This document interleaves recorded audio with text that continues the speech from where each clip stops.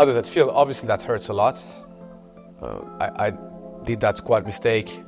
Ask me, objectively speaking, do I think, even with that squat, if I would have won, I'll tell you no. I think on that day I wasn't the strongest to win. Yeah, okay, that squat would have changed it. I would have probably podiumed with that squat, but I don't think I would have won. And you tell me, you prefer third or fifth? Honestly, I'll tell you, I don't really care. My name is Panagiotis Tarinidis, and this is a breakdown of my powerlifting career. My early competitions in 2016. So that was my first ever meet as a 66 kilo lifter, and that was to qualify for French nationals on that year as a 66. I was a 74. I thought I could cut down to 66, be more competitive. I was laughing because, of the technique that I had or the equipment that I was wearing. So to those people that would say I'm too tall to lean, I'm 2 times world champion. The proof is in the pudding. So if that would have been a mistake, then I would never have been able to accomplish even half of it. One of the reasons why I started lifting weights was because I was too skinny and I wasn't very comfortable in my body. And then within some years, I got a body that I was happy with, and I was like, what's the point of going to the gym to get like half an inch extra bicep? And pretty much around that time, I found about powerlifting through YouTube again, and I was like, oh, that's pretty cool, like, what do they do? And then I realized that was also existing in France, and when I saw like the required totals in order to compete, I was like, oh, I'm well above that, so why not give it a go? And that's how I started. My first international competition, the European Championships 2018. At the moment, you could deadlift shirtless. That's way cooler.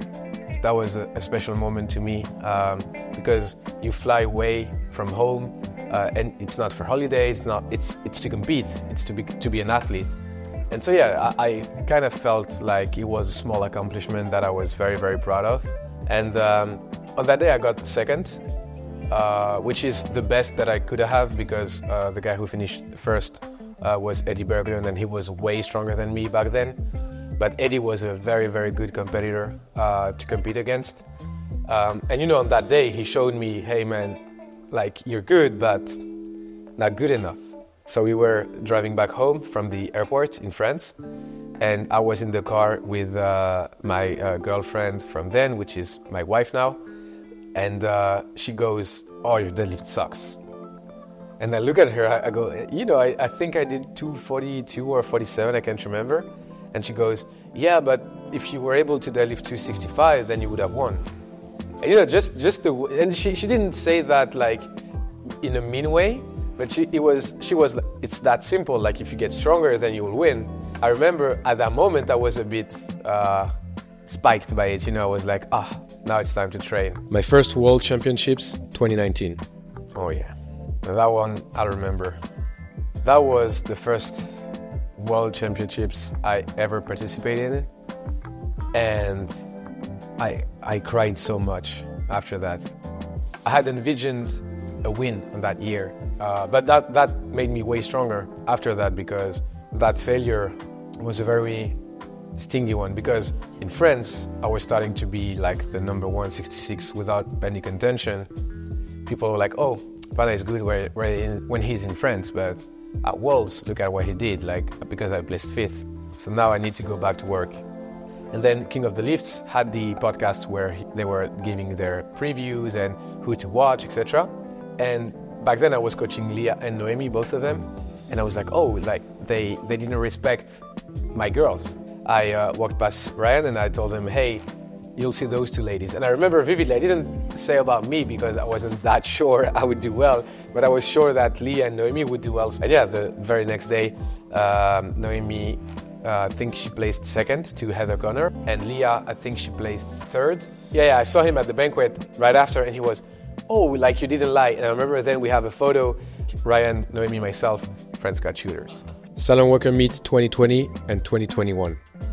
So one of the main reasons we started it was because back then the system in France was a bit weird, where if you didn't have the national level, you could only compete from October up until January. So it means that for athletes that didn't have that national level, their season would end very, very soon for them. But the main reason we did that was to give those lifters a platform to compete, and we wanted them to feel as special as the athletes that were doing nationals, and that's why we started it. But also we were, okay, how can we do it so that people will tune in, people will care about the meet? And that's where we had the idea of a primetime session with stronger lifters. But the main focus, the most athletes weren't the primetime lifters. And yeah, obviously back then we couldn't fly from overseas lifters to come compete to give some credit to the meet. So we were like, hey, all of the best athletes from France, we know them, they're part of our team. So instead of doing an SBD at home a week prior, let's do the SBD on the platform on midday in order to create some hype around the event.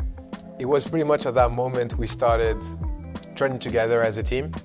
I had always practiced team sports. So for me it was, you hang out with the boys 6 p.m. at the gym. That's how it is every Monday, every Tuesday, whatever. We were always hungry. We were always pushing each other. That was my mindset. IPF Worlds 2021. That was a special moment for sure. I couldn't believe it, but I decided to quit my studies, law school, to powerlift at the highest level and also coach. And on that year, not only did I win, but also two other athletes that I coached, and I still coach, Tiffany. But Tiffany and Leah won on that same year. So for me, it wasn't just, I won Worlds. It was like 3 athletes that I coached, including myself, won Worlds. And to me, it was special also because my parents, my dad especially, was very against me quitting school to lift weights. When that happened, I remember we had a celebration at home after that, and he was very emotional, saying, I'm proud of you, my son, for believing in yourself and accomplishing what you had said you would do. I wasn't the favorite to win. I'm not the tallest, I'm not the quickest, I'm not the fastest, the most handsome, the rich, nothing. It's just I gave it my best and my heart always, all the time, and try to make it happen. And that's what I did, and ended up bagging the victory. IPF Worlds 2022. That grind squat though. And in my head, the morning of Worlds 2022, I was like, oh man, it's going to be the best story ever. Imagine the guy tweaked his back, his dad is in the hospital, got COVID, but he'll make it happen. He will win, back-to-back world champion. And man, that didn't happen. But my dad was in the hospital at that moment, and so multiple times I thought about dropping out. He's always been there for me. He's someone I look up to. Whenever I feel I'm lost in life, that's one of the first person that I will call, because I value him a lot as a dad, as a human being. But he didn't want me to not do it. He didn't want me to quit. And so what I was doing was, the days where I wasn't training, I was in the hospital from morning till night. And then on days I was training, then I was training. A week out, 10 days out, can't remember exactly, then my low back tweaked completely. Then within 5 days, I went from not being able to walk to being able to squat again, bench again, deadlift again, and pretty good weights. I remember my dad sending me a message the morning of, which was strength lies within the heart of men, and it's not only a physical trait. And that fired me up, and I fought up until the very end, up until the very last deadlift, and yeah, fortunately that wasn't good enough. The European Championships 2022. Yeah, so my first squat, I didn't get the squat command because I was leaning too far forward for the referees on that day. And so that second attempt, I was like, I can't have that happen again and not be able to squat. So I put the bar up my back. So I got the command, but since it's a big technical change, I missed the weight. And then on my third one, I was like, I have to find a middle ground. So the worst part was when I was coming up of that squat, I was like, it's done. I made it happen. I was supposed to bomb out, and now I'm not bombing out anymore. And then when I turned my head and I watched the lights, I was like, I wasn't expecting that. Yeah, that was the lowest I was ever in my life, I would say, probably even, not just as an athlete, also in my life. So 2 months passed, and in my head, I was still there. You know, a guy called me and he was, "Oh, Pana, you were supposed to call me back." And I'm like, yeah, like, it's been 2 weeks. And he goes, "No, it's been 2 months."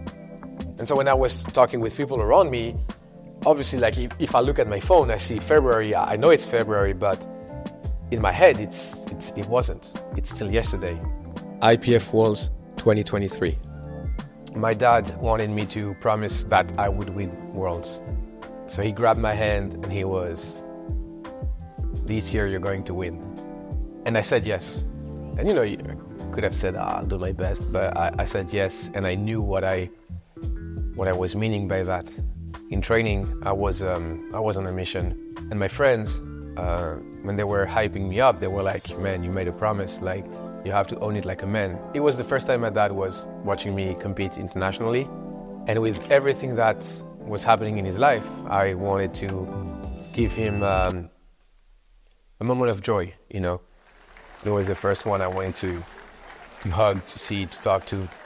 And at that moment, I think I was able to show him my gratitude as his son, to the kind of example he has been throughout my life.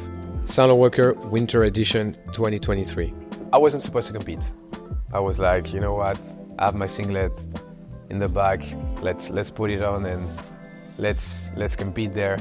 And one of the main reasons I wanted to do that was because the place was packed. Because we had, I think, close to 700 people. Performance-wise, I don't really care about what the numbers that I hit or the total that I did, because it was more so living a moment. Hopefully the Sound Walker Meet 24 Summer Edition will be a step above. Sheffield 2024. A year prior, I was there as Tiffany's coach, and I was so happy. You know, I was proud of her. I was happy to be part of that experience with her. And what I did in 2022, I wasn't deserving of that. So I was okay with that fact. Now next year, it's going to be my time. And so I earned my spot by qualifying with the world's victory.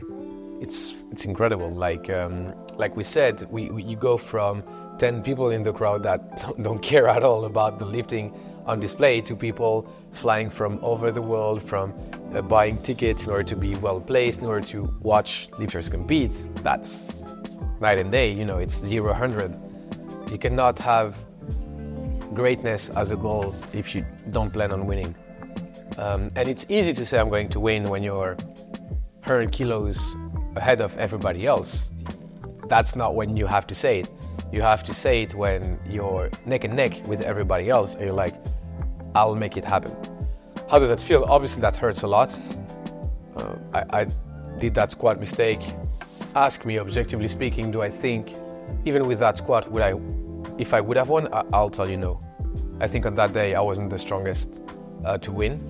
Yeah, okay, that squat would have changed it. I would have probably podiumed with that squat, but I don't think I would have won. And you tell me, you prefer third or fifth? Honestly, I'll tell you, I don't really care. Not much you can do about it besides go back to train, find your weaknesses, work, improve, and hopefully come back next year. Like, they want me to have him as my rival and a battle, and I don't view him like that, me personally. I think people want that narrative imposed on me. Objectively speaking, yes, he will be at Worlds. Objectively speaking, yes, he'll probably be a top finisher. And I beat him twice convincingly, I would say. So I'm not ready to have that narrative of, oh, yeah, he's my rival. I'm not. I'll tell you something, maybe I shouldn't, but I have started squatting 6 times a week now because I want to catch up with my squats technique. And then be ready to push to Worlds. I'm doing all of that to have the biggest total as a 66 kilo lifter. You know what I mean? That's it. Yeah, the goal is to win Worlds 24. There's not an athlete that has done it over than 2 times in the 66 kilo weight class. We only have 2 other athletes that have done 2 times world champion, Charles Okpoko and Sergey Gladkick. So I would be the first one to have the 3 times world champion title. Obviously, now Sheffield 24 is done. I want to be part of Sheffield 25.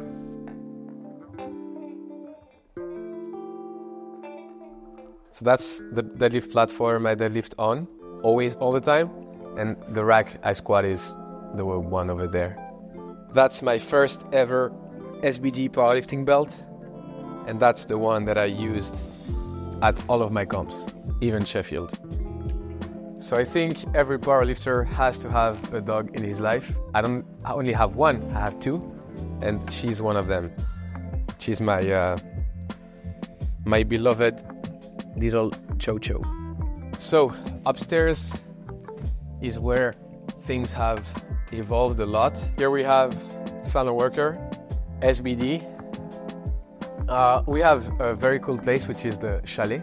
The last offices that we have here, we have a Switch, and we used to play Smash Bros. But yeah, we are playing too much, so now we put it away.